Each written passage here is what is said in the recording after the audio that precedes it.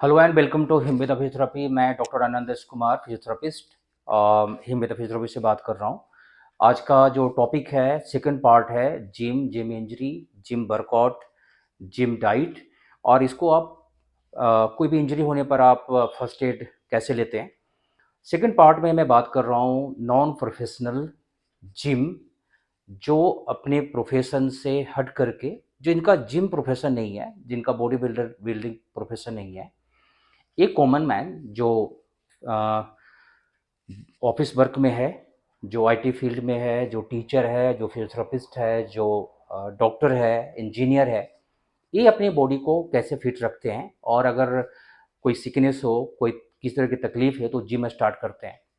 बहुत ही कॉमन है, आपके नेक की पेन हुई, लोअर बैक की पेन हुई, आपने डॉक्टर से ट्रीटमेंट ली, नहीं ठीक हो रहा, या ठीक हो गए, तो उसके बाद मन करता है कि जिम स्टार्ट करें। कोई ना कोई आपको बता देता है, अपना सजेशन दे देता है आपको, फिर उसको आप आगे परस्यू करने की कोशिश करते हैं।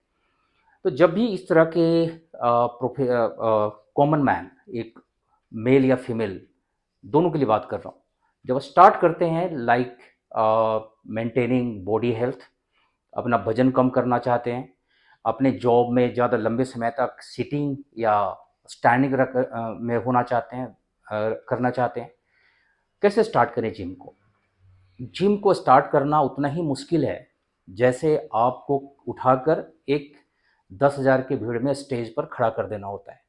लेकिन जिम में आपको कोई रोकने वाला नहीं होता, आपको कोई ब्लेम नहीं करता, इसलिए आप उसको गलत भी करते हैं तो कोई फ़र्क नहीं पड़ता। लेकिन स्टेज पर जाने के बाद आप रिकॉर्ड हो जाते हैं, लोगों के मोबाइल फ़ोन में आपकी चीज़ें आ जाती है, गलतियाँ निकलती है। आप इस गलतियों को, जिम में जो गलतियाँ होती है ना, इसको भी रिकॉर्ड करें। कहाँ पर क्या कर रहे हैं, कहीं आप किसी और से मोटिवेटेड तो नहीं, जिसका body weight, body height, age आपसे मिलता जुलता नहीं है, आपके रेंज में नहीं है। क्या आपको कॉन्सेप्ट ऑफ जिम पता है? जिस तरह से आपने कुछ और चीज़ों के लिए अपनी पूरी एक 5 साल की पढ़ाई की है, क्या आपको जिम के लिए कोई खास ट्रेनिंग हुई है? क्या आप चाहते हैं कि जिम में जाने के बाद इंजरी ना हो, या अगर इंजरी हो तो उसको किस तरह से रोकते हैं? तो इसके लिए होती है जिम ट्रेनर, और बड़े ही कमाल के प्रोफेशनल होते हैं जिम ट्रेनर। आप जब भी जिम ट्रेनर से मिलें तो उनके बारे में बात करें, उन्होंने क्या किया हुआ है, कितना उन्होंने स्टडी किया हुआ है फिजिकल एक्टिविटी पर या फिजिकल ट्रेनिंग पर। बहुत सारे जिम में मेल और फीमेल फिजियोथेरेपिस्ट होते हैं, फिर आपको घबराने की ज़रूरत नहीं है, क्योंकि ये 5 साल ट्रेंड बंदे होते हैं। फिजियोथेरेपिस्ट जो होते हैं 4.5 ईयर ट्रेंड होते हैं मेडिकल फील्ड से। कोई डॉक्टर तो मिलेगा नहीं आपको, फिजियोथेरेपिस्ट ही मिल सकते हैं, और वो बहुत ही अच्छा होता है आपके लिए। उनसे पूरा पर्सनल प्रोफाइल अपना शेयर करें, उनका क्या पिछला रिकॉर्ड है, प्रेजेंट क्या है, और क्या करना चाहते हैं। आप अपना एक गोल सेट करें। आप जिम गए हैं तो किस कारण से गए हैं? आप जब कोई शॉर्ट्स देखते हैं यूट्यूब पर या फेसबुक पर, क्या देखते हैं वहाँ पर? मेरा जर्नी ऑफ, होता है एक टाइटल होता है, जर्नी ऑफ फैट लॉस। एक 100 किलो का मेल या फीमेल कोशिश करता है, और 50 सेकंड के टाइम में आपको ये बताता है कि हमने 50 किलो उठाना स्टार्ट कर दिया। बिल्कुल गलत। ये तो कॉन्सेप्ट ऑफ जिम है ही नहीं। ये तो आपको एक तरह से मारने की बात हो गई, कि जो आदमी अभी से 10 सेकंड 50 सेकंड पहले चल भी नहीं पा रहा था, उसका वजन इतना ज़्यादा था, बेस्ट साइज उसकी 50 थी, और अभी 20-50 सेकंड के बाद ही आपको ये बता रहा है कि मैं 50 किलो का वजन उठा रहा हूँ।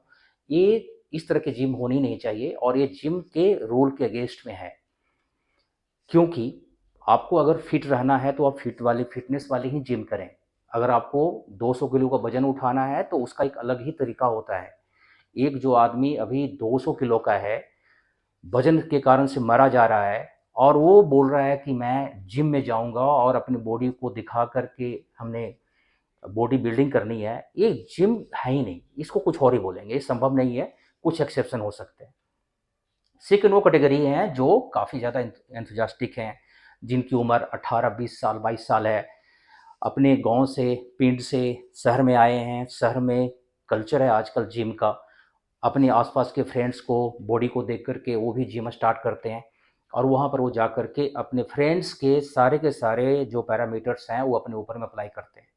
वहाँ पर उनको जिम इंजरी होती है, और जिम इंजरी ऐसी होती है, आप मेरे से पूछें, मेरे पास में ओपीडी में पेशेंट आते हैं, और एवरी मंथ 10 से 15 ऐसे पेशेंट आते हैं जिनकी लोअर बैक की प्रॉब्लम कभी ठीक नहीं होगी, या ठीक होगी तो काफ़ी टाइम लगेगा।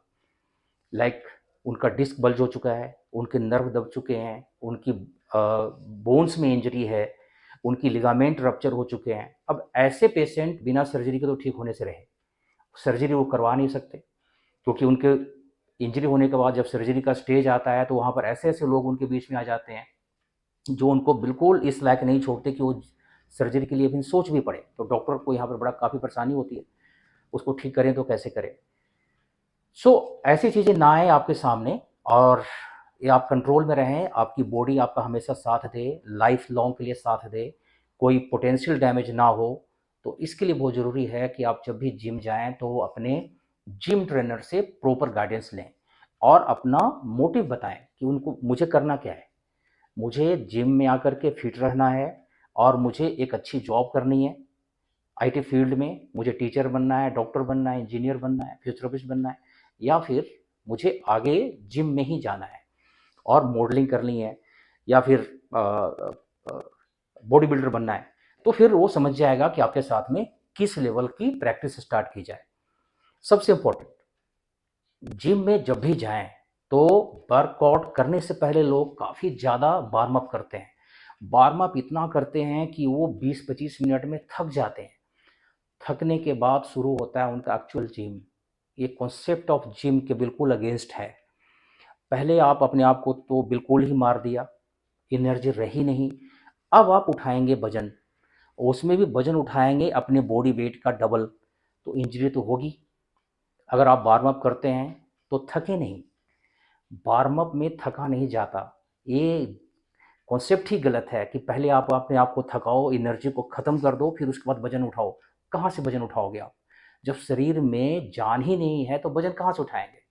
आपके शरीर में शुगर लेवल ही आपने इतना ड्रॉप कर दिया, डोपामाइन ही इतना ड्रॉप कर दिया, सारे हार्मोन्स आपने यूज कर लिए वार्म अप में, तो फिर आप वजन कैसे उठाएंगे? वजन कौन उठाएगा? वजन उठाता है आपका शरीर, और वो कंट्रोल होता है ब्रेन से। आपने ब्रेन के सारे हार्मोन्स ख़त्म कर दिए, बॉडी के भी सारे हार्मोन्स ख़त्म कर दिए, आपके शरीर में शुगर लेवल काफ़ी ड्रॉप हो चुकी है, आप काफ़ी थके हुए हैं, आप डिहाइड्रेटेड हैं, अब आप वजन ना उठाएं। प्लीज़ ऐसा ना करें, ऐसे में ही इंजरी होती है। आप वर्कआउट जब भी करने जाते हैं, मैं तो सजेस्ट करूंगा कि आप पहले वर्कआउट करें, उसके बाद आप वार्म अप करें। ये कोई ज़रूरी ही नहीं है कि आपको जिम से पहले वार्म अप करनी है। अगर आप वार्म अप करते हैं तो 5-7 मिनट का वार्म अप करें और थके नहीं। याद रखें, जब भी वार्म अप करते हैं तो आप फटीग ना हो, थके नहीं, क्योंकि उसके बाद आपके दिमाग में कहीं न कहीं चलता होता है कि मुझे वज़न उठाना ही है। तो आप पहले वज़न उठा लें पूरी ताकत के साथ, अपने शरीर में जितनी एनर्जी है वो यूज कर लें, इसके बाद आप वार्म अप करें। शायद ये कॉन्सेप्ट गलत लग रहा होगा आपको, लेकिन आपको ये इंजरी से बचा देगा और आप कभी भी इंजरी में नहीं जाएंगे। ये उनके लिए नहीं है जो बॉडी बिल्डिंग करना चाहते हैं, जो रेसलर बनना चाहते हैं, उनका कॉन्सेप्ट अलग होता है। तो उनके लिए भी कुछ ना कुछ मैं बताऊंगा, आप आगे की वीडियो में देखेंगे। Thank you.